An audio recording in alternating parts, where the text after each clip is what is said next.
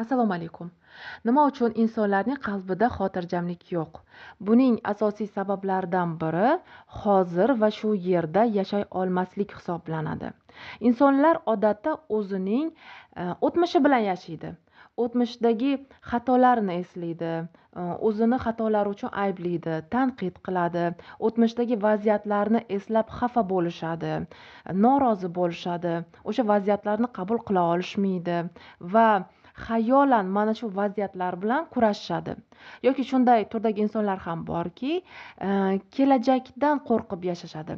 Ya'ni hayotiga hali kirib kelmagan vaziyatlar uchun ham hozirdan qo'rqib, xavotirni his qilib yashashadi. O'zlari bilmagan holatda, demak, har xil qo'rqinchli bo'lgan ssenariylarni o'ylab topishadi va mana shunday ssenariylar bilan yashashni boshlashadi. Xo'sh, bundan xalos bo'lishlik uchun nima qilish kerak?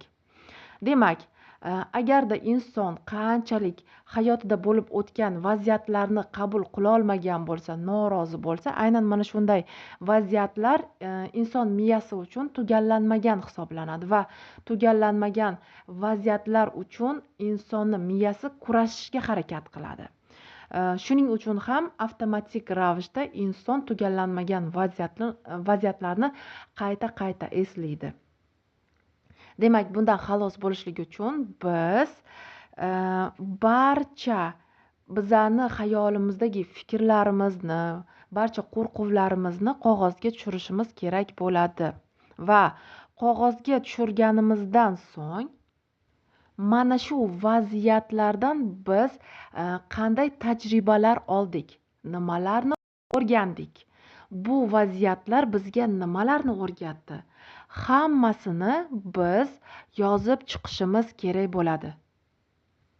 Demak, biz har bitta vaziyatdan olgan tajribalarimiz, o'sha olgan darslarimizni biz yozganimizda miya bu holatni endi yakunladi deb hisoblaydi. Ya'ni biz har bitta vaziyatni o'zimiz qayta tahlil qilganimizda va biz uchun bu hammasi dars ekanligini anglab yetganimizdan keyin bu vaziyat bizani miyamiz uchun yakunlanadi va avtomatik ravishda o'tmish bilan yashash holati sizda yakunlanadi. Ya'ni miya tinchlanadi. Yoki sizda kelajak qo'rquvi bo'lsa, barcha mana shu qo'rquvlaringizni ham yozib chiqing. Qanday qo'rquvlaringiz bor? Mana shu qo'rquvlaringiz asoslimi?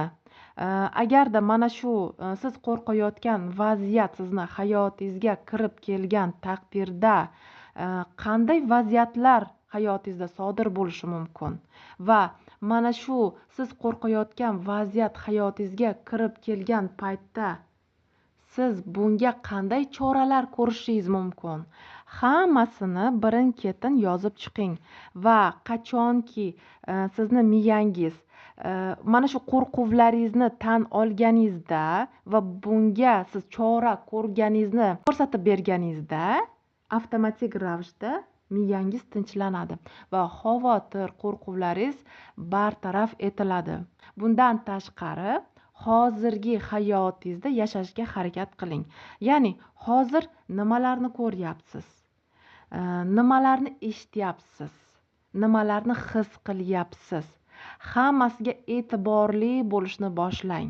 Ya'ni hozir siz misol uchun ovqat pishiryapsiz deylik.